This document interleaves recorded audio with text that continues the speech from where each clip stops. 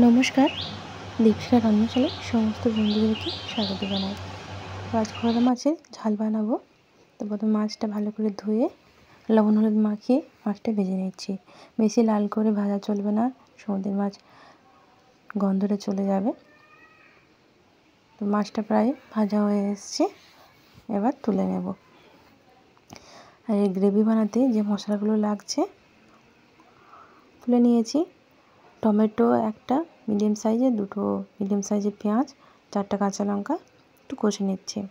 এদিকে সরষে, পোস্ত, কাঁচা লঙ্কা, লবণ আর জল দিয়ে পেস্ট করে নিচ্ছি। সরষের সাথে লবণ আর কাঁচা লঙ্কা জল দিয়ে পেস্ট করলে সরষেটা দিতে হবে না। খুব অল্প পরিমাণে কালো জিরেটা দিলাম। সরষে পোস্তর বাটা হয়ে গেছে, দিয়ে দিলাম।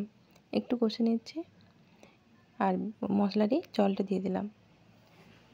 পরিমাণ মতন হলুদ দিয়ে দেবো। লবণ যেহেতু আমি আগে দিয়েছি, লবণটা দেখে নিতে হবে। আর 1 কাপ মতন জল দিয়েছি। ভেজে রাখা মাছটা দিয়ে দিলাম। 5 মিনিট মাছটা ফুটিয়ে নেব। মাছের গ্রেভিটা ফুটে গেছে, এবার নামিয়ে নিলাম। গরম ভাতের সাথে পরিবেশন করুন, খুব ভালো লাগে। ভিডিওটি ভালো লাগলে লাইক কমেন্ট শেয়ার করবেন। আপনারা সবাই ভালো থাকুন, সুস্থ থাকুন। আবার দেখা হচ্ছে পরের ভিডিওতে।